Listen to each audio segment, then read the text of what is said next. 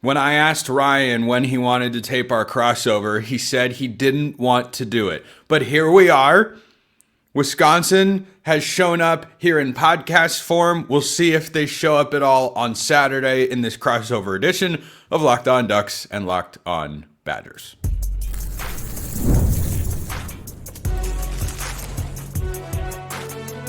You are Locked On College Crossover, part of the Locked On Podcast Network. Your team every day. Yes, it is that time for a crossover edition of Locked On Ducks. I'm Spencer McLaughlin and Locked On Badgers. He is Ryan Harings, of course, part of the Locked On Podcast Network, your team every day. Thank you all so much for making this your first listen or your first view every day if you're watching on YouTube.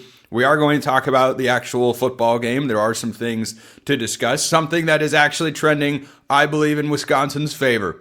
Yeah, that's right. There is literally just the one thing, but there is the one thing. We'll talk about that on this episode, brought to you by our friends over at FanDuel. Right now, new customers can bet just $5, and if your bet wins, you'll get $300 in bonus bets to use across the app. Download the FanDuel app today. Let's start with what actually is going in Wisconsin's favor. Ryan, it's expected to rain on Saturday. Let's go. So, I mean, that would make it harder for Oregon to do what they did to Rutgers last week, which was a complete and utter dismantling. It was 42-3 at the half, but it was good conditions in Piscataway. So, at least for Wisconsin's prospects of trying to keep this game close, which is all I believe Wisconsin can really get in this spot, especially at Autzen, yeah, I think that's going in Wisconsin's favor. Yeah, sure. Like, no, listen, that's fair. That's fair. We were talking before the show, rain, sleet, ice, snow, wind, hurricane conditions, lighting malfunctions, uneven playing surfaces due to some type of glacial depression, whatever. We'll take whatever we can get at this point. If the earth shifts a little bit and it tilts the axis of the football. The problem is, man, weather affects both teams, right? And yes, Oregon put up 750, I think, against Rutgers last week. I think it's incredible. They're third in the country in yards per play, I believe. Dante Moore's insane, 19-4 touchdown interception ratio. Like, it's a monster. Of course, weather's going to slow them down. But what does weather do to a team that can't move? Like, our offense is almost historically bad at this point. And we've had games in good conditions where we can't get first downs. So against an Oregon front seven with those athletes on the road, and you throw in weather with the way this offense has been playing, Wisconsin had 49 passing yards last weekend. 49. Like, they didn't break 50. So yeah, I think weather could slow it down, maybe keep the score a little suppressed, but that also means this Wisconsin offense is going to be even more hampered. Per our friends at FanDuel, the point spread on the game is Oregon minus 33.5. The point total, which for those that are unaware is the over-under on how many total points will be scored between the two teams, is 44.5 as we are recording this show. Now, that reflects Vegas's expectation that Oregon could very well do to Wisconsin what Iowa did last week, and that is just 37-0 last week? Well, so Iowa was 2 weeks ago. So 2 weeks ago, sorry. No, but it was 37-0, the Iowa game. In Camp Randall, by the way, 37-0 in Madison, Wisconsin. Last week they played Ohio State. Also not ideal. The sad part is you go back a year, man, and you and I, our relationship goes back more than a year, right? You and me. Yeah, well over a year. Yeah, and we were talking last year, and that game was, granted, man, Oregon was supremely talented, and they were at the end of a tough streak, and that game was in Madison, but that was a game, right? We were talking about the end of that. The Badgers fought, and a play or two goes a different way, and a year has gone by, and I think Badger fans would be thrilled to be within 30 points of Oregon at this point.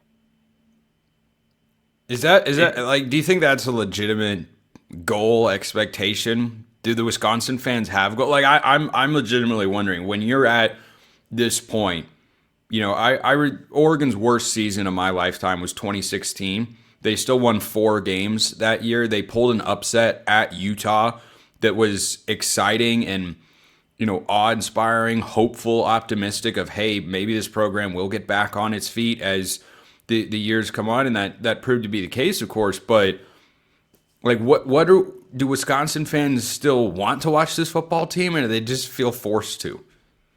It's a really good question, man. I think it would depend on who you ask, for sure. Everybody's a little different.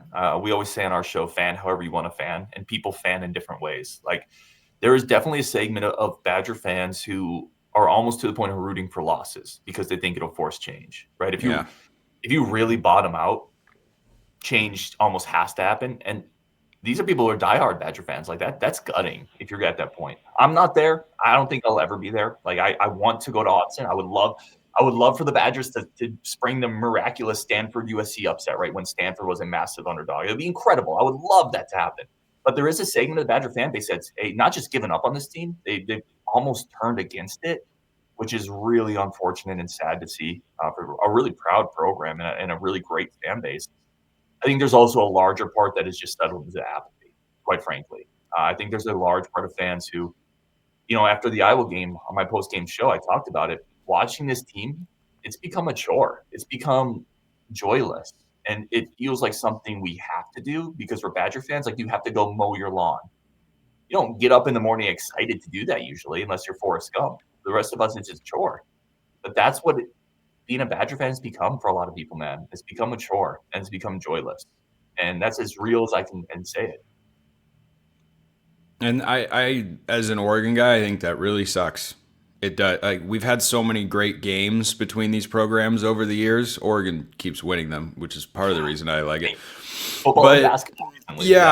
But from a football standpoint, the Rose Bowls that these teams have played, like, they're great high-level football games. And the word that I like that you throw out there that I really think of when I think about Wisconsin football is proud. It's a proud program that is having a shameful season. That's where it is. It's one thing to struggle, but the levels of historically bad performances, I've never seen anything even close to being this bad from Wisconsin. I've never seen it. Like, Iowa winning 37-0 on your home field. I did not think I would see the day ever. It's one thing if Ohio State does it, or Penn State at their peak, Michigan, or like, that's one thing. But it's just gotten to be so bad. And I just have to imagine the guys in that locker room don't have a high level of motivation to go out and play right now. It's tough. And I think that's really well said. It's one thing if a Penn State or Ohio State does it, to do that against an Iowa, to do that against a Maryland, to do that consecutively in the same season, to average, I think we're averaging right now 5 points per game in the Big Ten. This is 5 is where it's at. Let's see. You've had 3 Big Ten games. You've scored 10 points, right? Because you've had back-to-back shutouts against. You keep Iowa. going. I'll find the. I'll find the numbers here. Yeah, I think it's really, really well said.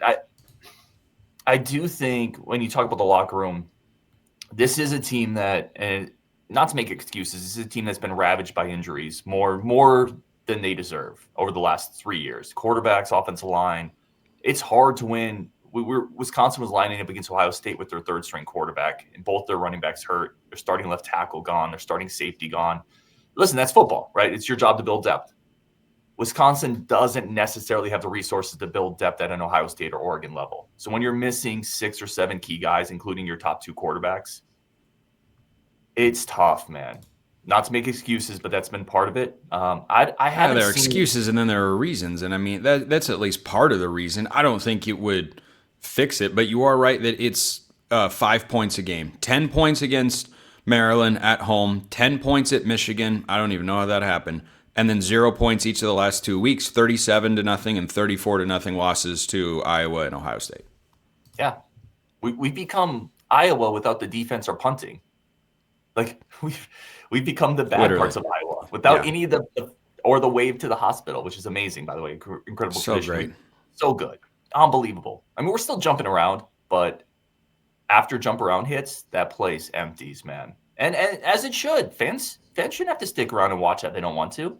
The level of product on the field isn't acceptable. And fans are showing that with both there's some entertaining chants during the game, and also with just not showing up and leaving early. So that's the point we're at right now with Wisconsin football. For those Wisconsin fans listening or watching that want to have Luke Fickell relieved of his duties, James Franklin lost to Oregon, went on to be fired. Trent Bray lost to Oregon, went on to be fired. Mike Gundy lost to Oregon, went on to be fired. So I'm just saying it could. But if it didn't happen after 2 weeks in which you're outscored 71-0, not great. We're going to talk about matchups anyway. Why? Because we can. And you know what? This is college football after all. You just never know. First, this episode brought to you by Quo. One of the tools that help make a huge difference for business owners is Quo, formerly Open Phones, the same great business phone system you've heard me talk about before, just with a new name. And here's why it matters. Every missed call is money left on the table. When every customer conversation counts, you need a phone system that keeps you connected 24/7. Quo is the #1 business phone system that streamlines customer communications. It works right through an app on your phone or computer, so no more carrying 2 phones or relying on a landline. You'll love how Quo, formerly Open Phone, lets your team share one number and collaborate on calls and texts like a shared inbox, so no customer gets left hanging. See why over 90,000 businesses trust Quo, formerly Open Phone. Get started free and get 20% off your first 6 months at quo.com/lockedoncollege. That's QUO.com/lockedoncollege. You can even keep your existing number for free. Quo. No missed calls, no missed customers. This episode is also brought to you by our friends over at FanDuel. Look, this is not a pretty point spread because Oregon is a good team and Wisconsin is very much not, as we have discussed. But guess what?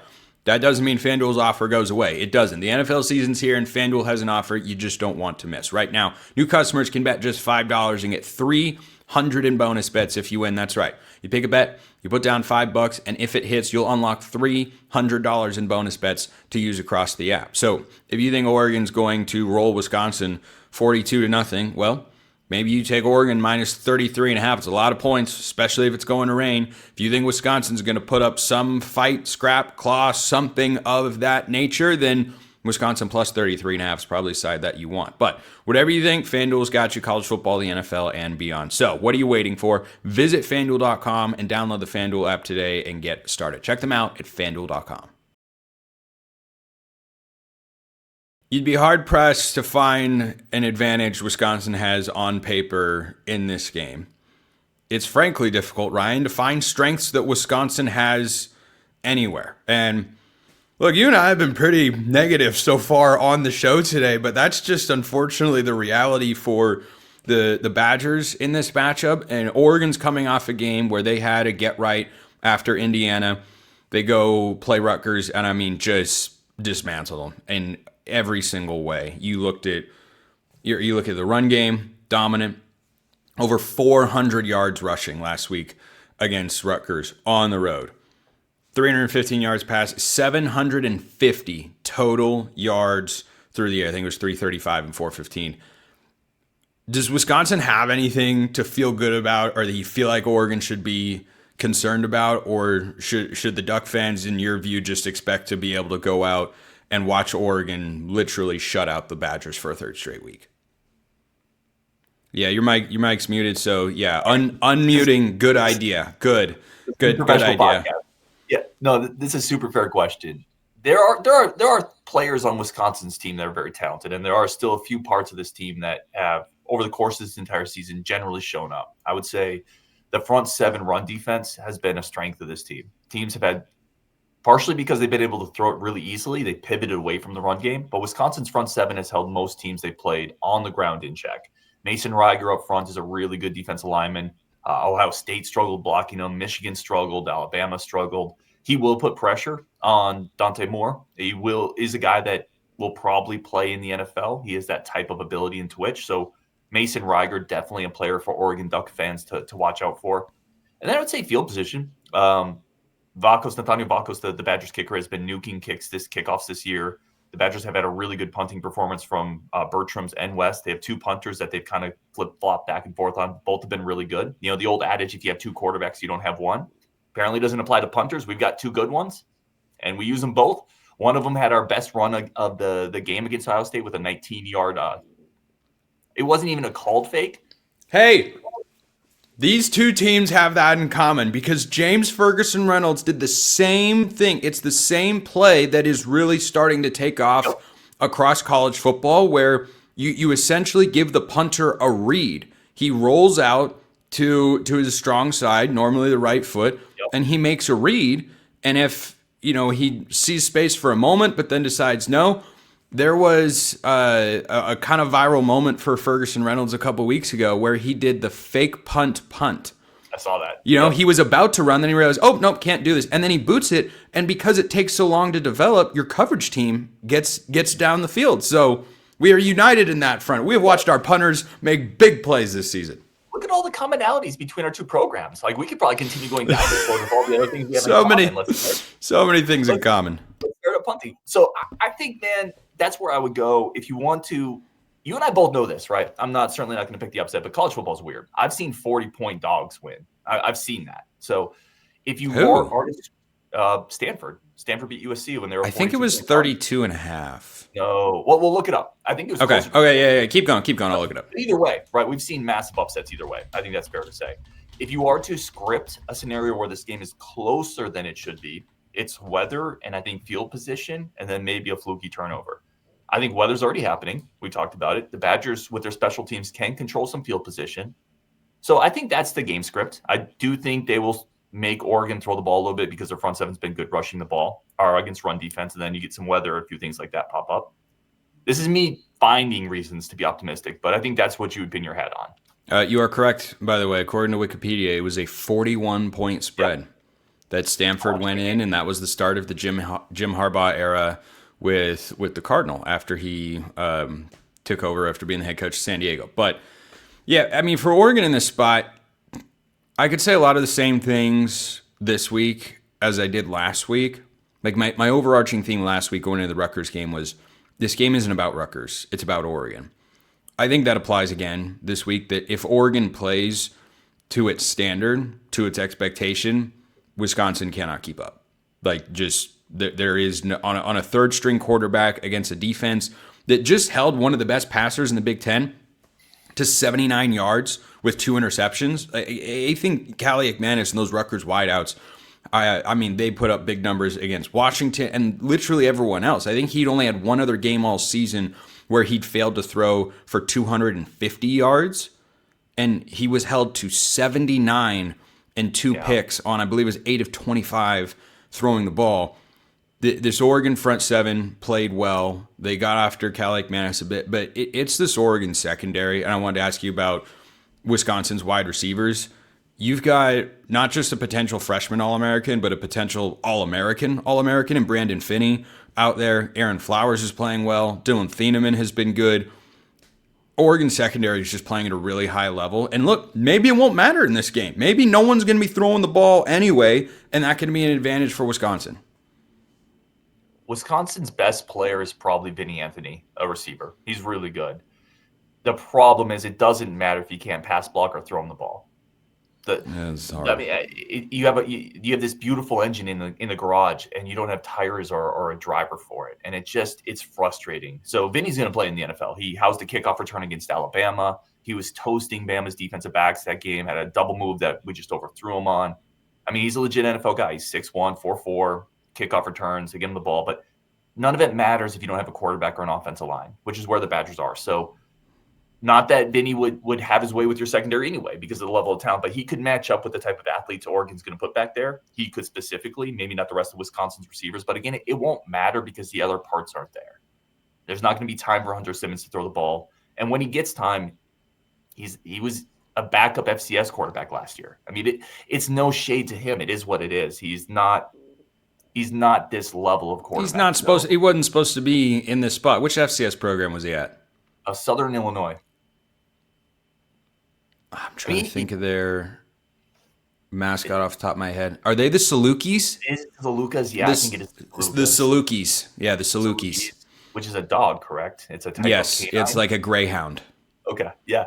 Hunter Simmons does not resemble a greyhound in any way. He's not a very mobile quarterback.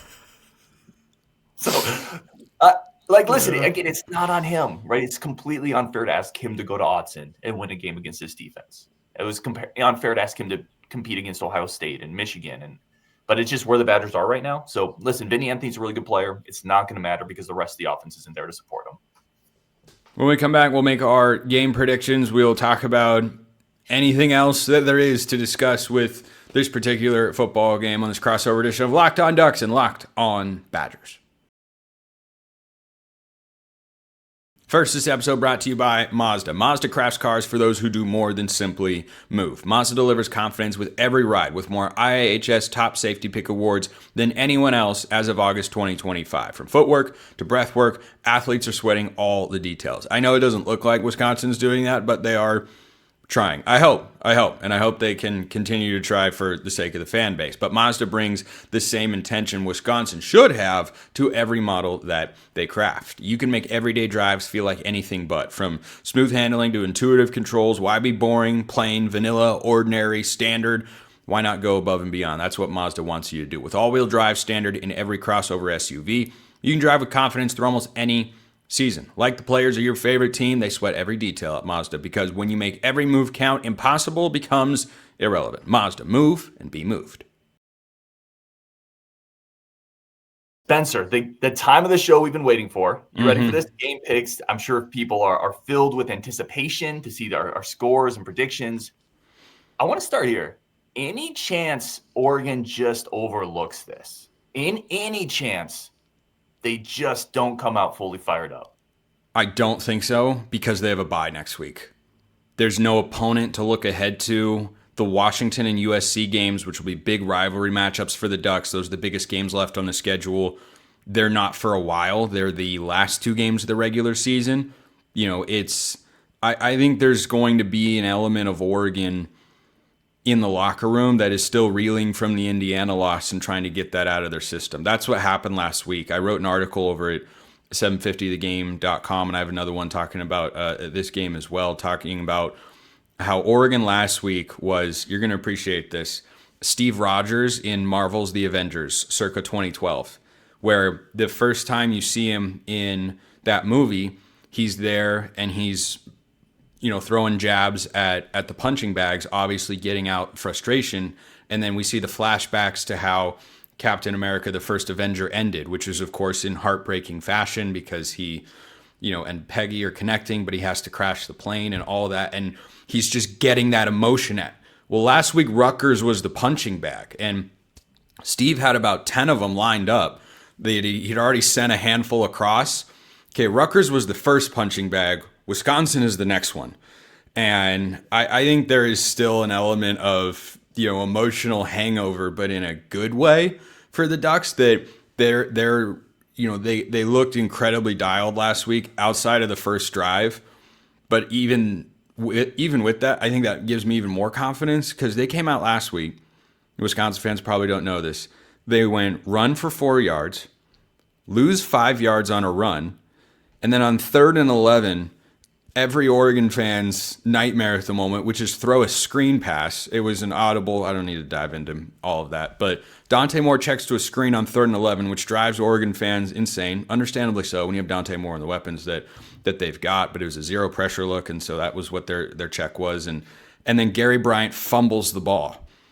And after a week in which the offense scored 1 touchdown against Indiana, I'm sure there are plenty of Oregon fans, and I saw some of them on Twitter venting their frustration. Oh my gosh, here we go. This is didn't matter. I think they were just so locked in. They were so dialed of, okay, just enough with this. Enough. We're done. We're done playing this substandard brand of football against an inferior opponent. Indiana's not an inferior opponent, by the way, but long-winded way of saying no, I don't think they will. I think, we were half joking about it earlier, but I think the weather is the only thing that could slow Oregon down. There's a 95% chance of rain. I don't know how severe it's supposed to be. Maybe it'll just be a drizzle and it's not that big a deal. But I've been to Oregon. It never rains at Autzen Stadium, is what Don Essig, the PA guy, says in there before every game. But I've been there when it monsoons at Autzen Stadium. I was there for Cal way back in the day. And if that happens, then yeah, that'll make it easier for Wisconsin to keep it closer. Still, though, Oregon's going to be able to have a lot of success in this game. Yeah, I think you pretty much nailed it.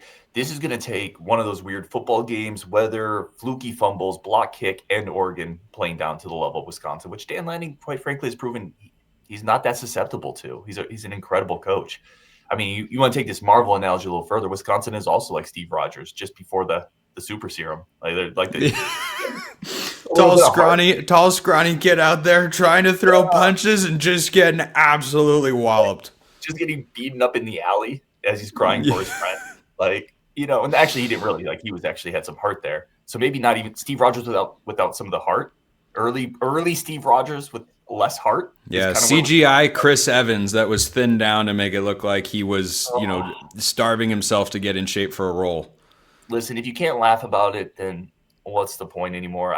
I do have some buddies. A good friend of mine is going to Autzen. I know he's really excited to see it. He wants to see the environment. He wants to, because everything we've heard is incredible environment. I would love to see it at some point. Oregon's a wagon. Dan Lanning's one of the best coaches in the country. That offense is dynamic. I just don't see any scenario where my post-game show has any ounce of happiness. Yeah.